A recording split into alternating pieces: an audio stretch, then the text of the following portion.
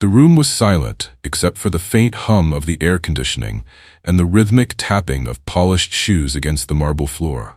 The President of the United States sat at his desk, his tie loosened, his jacket slung over the back of his chair. His eyes were fixed on the door, waiting. The clock on the wall ticked louder with each passing second, as if mocking his impatience. And then she walked in. 18 years old, with hair like spun gold and eyes that seemed to hold the secrets of the universe, she was a vision of youth and innocence. But there was something else in her gaze, a flicker of curiosity, a hunger that matched his own. She was the new secretary, the daughter of the Secretary of Defense, and she had no idea what she was walking into. The President stood, his presence commanding yet inviting. He gestured for her to sit, but she hesitated, her fingers brushing against the edge of the desk, as if testing the boundaries of the room. He noticed the way her breath hitched when their eyes met, the way her lips parted ever so slightly. It was a dance, a silent conversation that neither of them dared to voice. And then it happened. A brush of hands, a shared glance that lingered too long, and the world outside the Oval Office ceased to exist. The weight of his position, the responsibilities of her father, the moral boundaries that should have kept them apart, all of it faded into the background. In that moment, there was only the two of them, the desk, and the intoxicating pull of desire. The President leaned in, his voice a low murmur that sent shivers down her spine. "Do you know why I called you here?" She shook her head, her cheeks flushing as his hand grazed hers. "Because I couldn't stop thinking about you," he admitted, his words dripping with a vulnerability that surprised even him. And just like that, the line was crossed. To understand how they arrived at this pivotal moment, one must rewind to the beginning, a journey that traces back through a decade of solitude, simmering desire, and the collision of two lives that would alter the course of their destinies. It had been 10 years since the President had last known the warmth of another's touch. 10 years since he had allowed himself the vulnerability of intimacy. A decade of self-imposed isolation had hardened him, or so he thought. At first, it had been a conscious choice, burying himself in the relentless demands of leadership, drowning out the ache of loneliness with late nights in the Oval Office, poring over policy briefs and national security reports. He had convinced himself that he didn't need anyone, that the weight of the presidency left no room for personal indulgence. Love, connection, even fleeting companionship, these were luxuries he could not afford. The American people demanded his full attention, and he had given it willingly, sacrificing pieces of himself along the way. But beneath the polished veneer of the resolute leader lay a man quietly unraveling.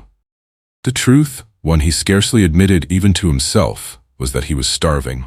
Not just for the physical, though that hunger gnawed at him in the quiet hours, but for something deeper, something more profound. He yearned for connection, for a tether to another soul that could pull him back from the abyss of his own making. He had spent so long playing the part of the unshakable commander-in-chief that he had almost forgotten what it felt like to be human, to be seen not as a symbol but as a man. Enter the new secretary. Her arrival was unceremonious, announced with little fanfare beyond a memo from the Chief of Staff. She was young, barely into her 30s, a stark contrast to the graying advisors and seasoned aides who populated the West Wing. But age was the least remarkable thing about her. She was sharp as a blade, ambitious in a way that radiated from her every step, and possessed of a boldness that bordered on audacity. She didn't shrink in the presence of power. She met it head-on, her gaze steady and unflinching. Her father, the Secretary of Defense, had orchestrated her appointment, pulling strings with the finesse of a seasoned political operator. He saw it as a favor to his daughter, a prestigious stepping stone, a chance to build her resume and secure her future in Washington's unforgiving ecosystem. Neither he nor she could have foreseen the tempest that awaited. From the moment she stepped into the Oval Office, clipboard in hand and heels clicking against the hardwood floor, something shifted in the air. The President noticed her immediately, not just her presence, but the way she carried herself, as if she belonged there as much as he did. She wore a tailored blazer and skirt, professional yet striking, her dark hair pulled back in a way that accentuated the intensity of her hazel eyes. She introduced herself with a firm handshake and a voice that didn't waver, and he found himself momentarily disarmed. Her name, Clara, rolled off her tongue with a quiet confidence, and he repeated it under his breath as she turned to set her things on the resolute desk. It wasn't just her beauty that struck him, though she was undeniably captivating. Her features were sharp yet soft, high cheekbones framed by a cascade of hair that escaped its restraint in delicate wisps, a mouth that curved into a knowing smile when she caught someone off guard. No, it was more than that. It was the way she spoke, her words precise and laced with a dry humor that cut through the monotony of bureaucratic jargon. It was the way she challenged him, not with insolence, but with a keen intellect that refused to defer simply because of his title. In a world of yes-men and sycophants, she was a jolt of electricity, a reminder of what he had been missing. For Clara, the attraction was no less potent, though she masked it beneath layers of professionalism. The president was older, nearing 50, with streaks of silver threading through his dark hair and lines etched into his face from years of sleepless nights and impossible decisions. But age only amplified his presence. He carried himself with a quiet authority, a magnetism that drew people in despite his reserved demeanor. His eyes, a piercing blue, seemed to see through her, past the poised exterior she had so carefully constructed. He was a man burdened by the weight of the world, and yet, when he spoke to her, there was a warmth in his tone that made her feel singular, as if she were the only person in the room. Their first encounter was innocuous, a routine meeting that stretched into the late hours of a humid DC evening. The task was mundane, reviewing drafts of a speech he was set to deliver at the United Nations.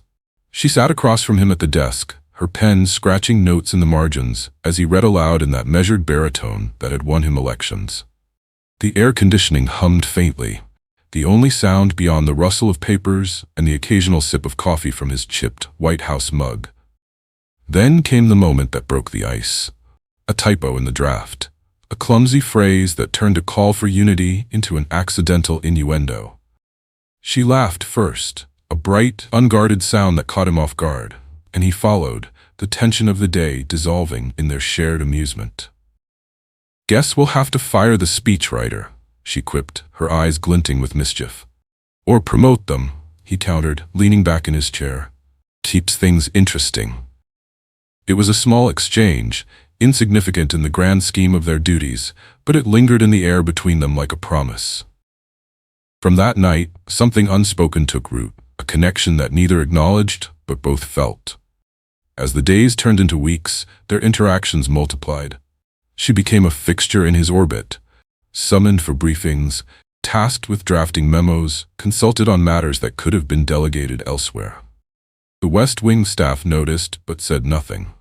The president's reliance on his new secretary was chalked up to her efficiency, her knack for anticipating his needs before he voiced them. But beneath the surface, a current was building, a tension that pulsed in the spaces between their words. It was in the small things at first, the way their hands brushed when she handed him a folder, her fingers grazing his with an electric jolt that neither acknowledged but both remembered. The way his gaze lingered on her as she crossed the room, tracing the line of her silhouette before he caught himself and looked away. The way she found herself replaying their conversations late at night in her Georgetown apartment, dissecting his every word for hints of something more. She told herself it was ridiculous. He was the president, her boss, a man whose life was a universe apart from hers. And yet, she couldn't shake the pull. He too wrestled with it. In the solitude of the residence, pacing the Lincoln bedroom where he preferred to sleep, he questioned his sanity. She was young enough to be his daughter, the child of a trusted colleague, a subordinate whose career he could ruin with a single misstep. But logic crumbled against the force of his longing. He noticed the way her brow furrowed when she concentrated, the way she bit her lip when grappling with a problem, the way her laughter filled the room like sunlight breaking through clouds. She was a reprieve from the grayness of his existence, a spark in a life that had grown dim. The weeks stretched on, each encounter fanning the flames higher. A briefing in the Situation Room, where her knee brushed his under the table, and neither moved away. a walk through the rose garden to discuss a press strategy, where the scent of her perfume, something floral and faint, lingered in his senses long after she'd gone. A late-night phone call to clarify a point in a memo where their conversation drifted from policy to personal, her voice softening as she admitted she hadn't slept well either. By the time that fateful evening arrived, the tension had become a living thing, a force that pressed against their every interaction. It was a Friday, the end of a brutal week marked by a diplomatic crisis in the Middle East and a contentious budget battle on Capitol Hill. The West Wing had emptied out, staffers fleeing to bars or home to collapse, leaving the building eerily quiet. Clara stayed late, as she often did, finalizing a report he'd requested by Monday. He found her in the outer office, hunched over her laptop, a strand of hair falling across her face as she typed. "You're still here," he said, his voice low as he leaned against the doorframe. She looked up, startled, then smiled. "So are you." He hesitated, then stepped inside. "Couldn't sleep. Figured I'd get a head start on the weekend's reading." "Liar," she teased, closing her laptop. "You just didn't want to miss my sparkling company." He chuckled, the sound rough with fatigue. "Caught me." She stood, stretching her arms above her head, and he couldn't help but notice the way her blouse shifted, revealing a sliver of skin at her waist. The room felt smaller suddenly, the air thick with something unspoken. She crossed to the coffee machine, pouring 2 cups without asking if he wanted one, and handed him the chipped mug he always used. "Black, no sugar," she said, meeting his eyes. "Right?" "Right," he murmured, taking it. Their fingers brushed again, and this time, neither pulled away. They sat on the couch in the corner, an informal spot usually reserved for quick huddles with aides. The report lay forgotten on her desk as they talked. About the week, the chaos, the absurdity of it all. The conversation flowed easily, punctuated by laughter and silences that stretched just a beat too long. Outside, rain began to patter against the windows, a soft drumbeat that cocooned them in the moment. He set his mug down, turning to face her fully. "Clara," he started, his voice quieter now. She didn't let him finish. Maybe she knew what he'd say, or maybe she didn't want to hear it. She leaned in, closing the distance, and kissed him. It was tentative at first, a question more than a declaration. But when he didn't pull away, when his hand found her cheek, pulling her closer, it became something else entirely. The dam broke, and 10 years of restraint poured out in a rush of heat and need. Her hands slid to his shoulders, his tangled in her hair, and the world outside, the presidency, her father, the consequences, fell away. They pulled apart eventually, breathless, her forehead resting against his. The rain was louder now, a steady roar that matched the pounding of their hearts. Neither spoke, but the air hummed with the weight of what had just happened. And in that moment, they both knew there was no going back. The affair began in secret, as most affairs do, shrouded in the shadows of discretion and the thrill of the forbidden. It wasn't a sudden plunge, but a slow descent, a series of choices that blurred the lines between duty and desire until neither could distinguish where one ended and the other began. For the president and Clara, what had started as a spark in the Oval Office had ignited into something neither could extinguish, a fire that burned brighter with every clandestine encounter.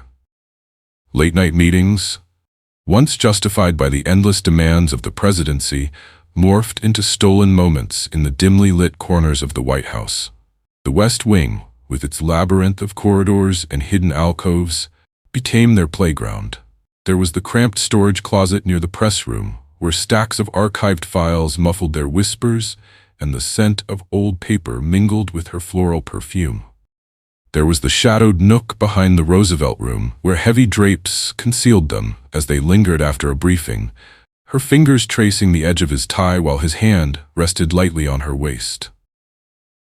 And then there was the Lincoln bedroom, where, on rare nights when the residence was quiet and the Secret Service discreetly occupied with other duties, they surrendered to the pull that had been building for weeks. They were careful, at least they convinced themselves they were. The president, a man who had navigated international crises and political minefields, prided himself on his discipline, his ability to compartmentalize. Clara, raised in the crucible of Washington's elite, knew the rules of power and the cost of exposure. They avoided written communication, No emails, no texts, nothing that could be traced. Their conversations were coded in glances and subtle gestures, a brush of her hand against his during a staff meeting, a lingering look across a crowded room. When they spoke, it was in hushed tones, their words swallowed by the hum of air conditioning or the distant clatter of aides moving through the halls. They told themselves they were untouchable, that their secret was locked away behind the impenetrable walls of the most secure building in the world. But passion has a way of clouding judgment, of turning vigilance into recklessness. The more they indulged, the bolder they became. A quick kiss in the elevator between floors, the doors sliding shut just as an aide rounded the corner. A whispered exchange in the situation room after hours, her laughter echoing faintly as they lingered over a map of troop deployments. The thrill of the risk fueled them, each near miss only deepening their hunger. They were like addicts, chasing the high of their stolen moments, blind to the cracks forming in their carefully constructed facade. For the president, it was a lifeline, a chance to feel alive again after a decade of numbing isolation. The presidency had stripped him of so much: privacy, spontaneity, the simple joy of human connection. He had spent years sleeping alone in the Lincoln bedroom, the weight of the world pressing down on him as he stared at the ceiling, replaying decisions that cost lives or shaped nations. Clara was his reprieve, a burst of color in a life painted in shades of gray. Her touch awakened parts of him he'd thought long dormant, his laughter, his curiosity, his capacity for tenderness. When she slipped into his arms, the burdens of office fell away, and he was just a man again, not a symbol or a title. She made him feel young, reckless, human, and he clung to that sensation like a drowning man to a raft. For Clara, it was an escape of a different kind. She had grown up under the shadow of her father, the Secretary of Defense, a towering figure whose expectations loomed larger than any monument in the capital. He was a man of rigid discipline, a patriot who saw his daughter as an extension of his legacy, a vessel for his ambitions. From childhood, she'd been molded for greatness: top schools, prestigious internships, a path paved with his influence. Her appointment as the president's secretary was his doing, a calculated move to position her for a future in the upper echelons of power. But beneath her polished exterior, Clara chafed against the script she'd been handed. The affair was her rebellion, a chance to seize something for herself, to explore a side of her identity that had no place in her father's blueprint. With the president, she wasn't the dutiful daughter or the rising star. She was desired, flawed, alive in a way she'd never allowed herself to be. As the days bled into weeks, the stakes climbed higher, the affair weaving itself into the fabric of their lives with increasing audacity. The nation teetered on the brink of conflict, a brewing war in the Middle East dominating headlines and consuming the administration. The president was due to address the country in a live broadcast, a speech that could shift the course of history, escalating tensions toward military action or pulling back from the edge of chaos. It was a moment that demanded his full focus, a test of leadership that would define his legacy. He had spent days refining the address with his team, agonizing over every word, every pause, every inflection. The speech was a tightrope walk, balancing resolve with restraint, and he knew the world would be watching. And yet, as he sat at the resolute desk that evening, the final draft spread before him, his mind was elsewhere. The room was quiet, the soft glow of the desk lamp casting long shadows across the walls adorned with portraits of past leaders. He rehearsed the opening lines aloud, his voice steady but distracted, the words blurring into a hum as his thoughts drifted to her. Clara had slipped into the Oval Office moments earlier, ostensibly to deliver a last-minute briefing note. She wore a navy dress that hugged her frame, her hair loose for once, cascading over her shoulders in a way that made his breath catch. She'd locked the door behind her, a precaution they'd taken before, and now she stood just out of sight, her presence a silent promise. Then, in a move that was equal parts daring and insane, she slid beneath the desk. It was a dangerous game, one born of impulse and the intoxicating rush of their secret. The desk, a hulking piece of history gifted by Queen Victoria, offered just enough cover, its panels shielding her from view. She settled there, her hands resting lightly on his knees, her breath warm against his skin as she looked up at him with a mix of mischief and challenge. His pulse raced, a cocktail of fear and exhilaration flooding his system. He should have stopped her, should have pulled her up, sent her away, locked the door behind her and regained control. But he didn't. In that moment, with the weight of the world bearing down and her touch grounding him, he didn't care about the consequences. The clock ticked closer to the broadcast. Aides bustled outside, the press corps assembled in the briefing room, the nation poised to hear his words. He adjusted his tie, smoothed the pages of the speech, and tried to focus. Clara remained still, a hidden flame beneath the desk, her presence a secret shared only between them. It was madness, a gamble that could unravel everything, his presidency, her career, their lives, but the thrill of it drowned out reason. They were invincible, or so they believed. And then, the unthinkable happened. The live broadcast began, signaled by the red light on the camera positioned across the room. The feed cut to millions of homes, newsrooms, and foreign capitals, the president's face filling screens as he launched into the address. "Good evening, my fellow Americans," he began, his voice carrying the gravitas of the office. "Tonight, I speak to you about a matter of grave importance." The words flowed as rehearsed, his hands steady on the desk, his gaze fixed on the teleprompter. For the first few seconds, it was flawless. Then came the noise. It was faint at first, barely audible, a soft rustle, a muffled shift from beneath the desk. Clara had moved, perhaps adjusting her position, her knee brushing against the wood or her heel tapping the floor. To him, it was a thunderclap, a sound that shattered the fragile illusion of control. His eyes flickered, a flash of panic breaking through his composure.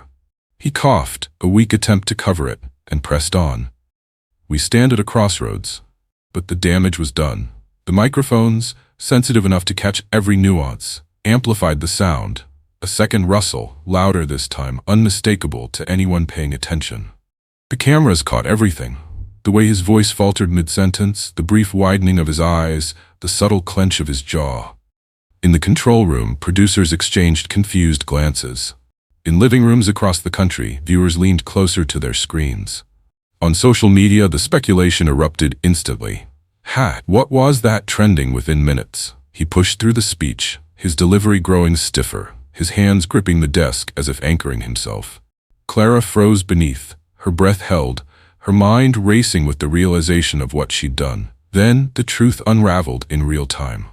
An aide, stationed just outside the Oval Office, heard the commotion and knocked softly, intending to check on him. The door, locked earlier by Clara, rattled, drawing attention. A Secret Service agent, alerted by the anomaly, approached, his voice audible through the feed. "Sir, is everything all right?" The president's response, a curt "yes, fine," was too quick, too strained. The camera, unforgiving, zoomed in as he shifted in his chair, and there it was, a glimpse of movement, a shadow beneath the desk, a flash of navy fabric that didn't belong. The nation watched, stunned, as the pieces fell into place. Gasps echoed in the press room, phones buzzed with breaking news alerts, and the broadcast cut abruptly to a stunned anchor fumbling for words. The scandal exploded before their eyes, a collision of power, passion, and hubris laid bare for the world to see. The president's speech, meant to shape history, became a footnote to the chaos that followed, a secret undone, a legacy teetering, and two lives forever altered by the sound that broke the silence. The aftermath was swift and brutal, a tempest that swept through the White House and the nation with unrelenting force. What had begun as a whispered scandal in the flickering glow of television screens erupted into a maelstrom of chaos, outrage, and irreversible tragedy. The secret that had unraveled during the president's live address, Clara's presence beneath the resolute desk, the faint noises that betrayed their affair, set off a chain reaction that no one could have foreseen. Least of all the two lovers who had danced so recklessly on the edge of ruin. The news broke like a thunderclap, reverberating across every channel, every headline, every corner of the internet. Within minutes of the broadcast's abrupt end, pundits dissected the footage, replaying the falter in the president's voice, the shadow beneath the desk, the rattled door that sealed their fate. Social media became a battlefield. Hashtags like Oval Office Scandal and Deskgate, trending alongside memes and vitriolic rants. The press corps, ravenous for details, descended on the White House, their cameras and microphones poised to capture the fallout. The American public, still reeling from the aborted war address, found itself gripped by a different kind of shock. A salacious, personal betrayal that eclipsed the gravity of international conflict. But the true storm arrived in the form of the Secretary of Defense, Clara's father. He had been in his Pentagon office, watching the broadcast with a glass of scotch in hand, when the truth clawed its way into the open. At first, he didn't believe it, couldn't believe it. His daughter, his pride, entangled in something so sordid, so unthinkable. But as the evidence mounted, the zoomed-in footage, the audio analysis, the frantic calls from aides confirming her presence in the Oval Office, his disbelief hardened into a molten rage. He slammed the glass down, shattering it against the desk, and stormed out, his military precision guiding his every step as he made for the White House. The confrontation that followed was a spectacle etched into history, a collision of power and fury broadcast live for the world to witness.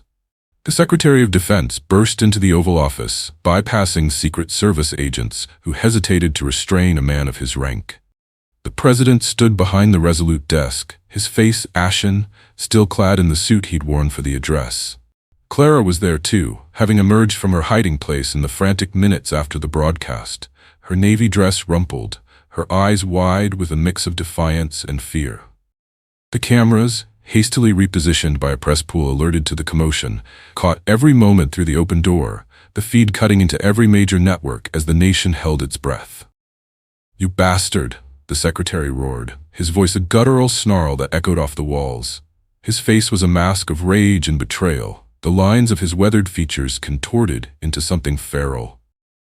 He advanced on the president, fists clenched, his uniform impeccable even in his fury.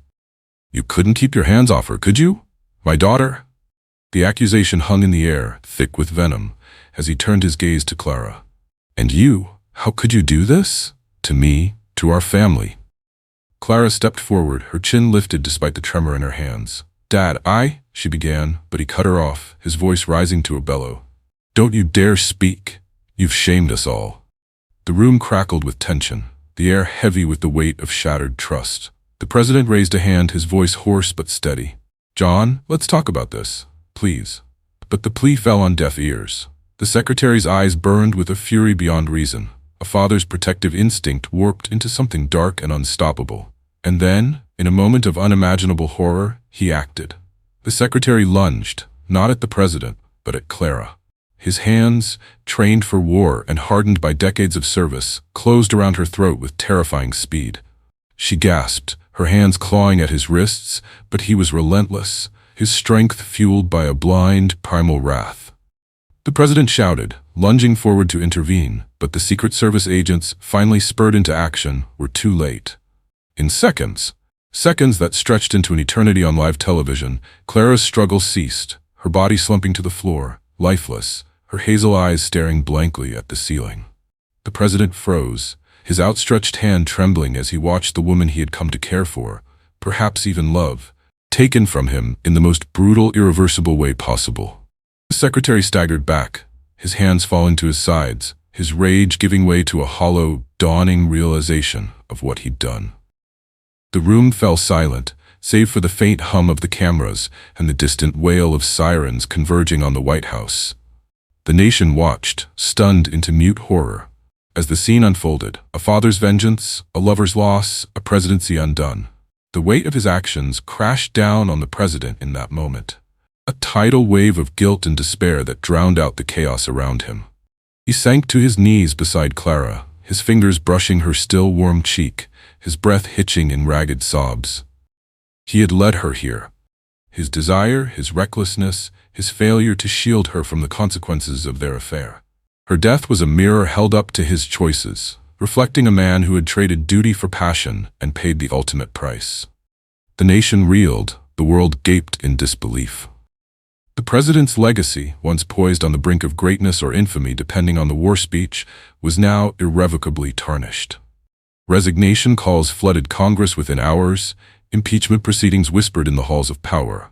His reputation, built over decades of service, sacrifice, and calculated restraint, lay in ruins, a cautionary tale of hubris and human frailty. But beyond the political wreckage, he was left to grapple with a deeper wound, the guilt that gnawed at his soul, the pain of losing her, the knowledge that his weakness had ignited the spark that consumed her life. The secretary was apprehended, his military career and freedom extinguished in a single act of violence. The legal aftermath would drag on, trials, headlines, endless debates about justice and retribution. But for the president, it was a distant noise. In the days that followed, as the cameras stopped rolling and the world moved on to its next obsession, he retreated into the Oval Office. The room, once a symbol of his authority, became a mausoleum of memory. He sat at the resolute desk, staring at the spot where she'd fallen, haunted by the echo of her laughter, the warmth of her touch, the life they might have had if he'd chosen differently. In the end, it was a story of passion and betrayal, of love twisted into loss, of choices made in the heat of the moment and the cold, unrelenting consequences that followed. The affair, born in secret and undone in the spotlight, left behind a broken man and a fractured nation. And as the lights dimmed and the silence settled, the president remained alone, a ghost in his own legacy, tethered forever to the memory of what could have been, a fleeting dream snuffed out by the weight of reality. The days that followed were a blur. The president resigned, his once promising career reduced to ashes. The Secretary of Defense was arrested, his actions condemned by the nation. And the young secretary, whose life had been cut tragically short, became a symbol of the dangers of power and desire. But for the president, the pain was personal. He had lost not just his position, but the one person who had made him feel alive again. And as he sat in the empty Oval Office, staring at the desk where it had all begun, he couldn't help but wonder if it had all been worth it. In the end, the answer was no. But by then, it was too late.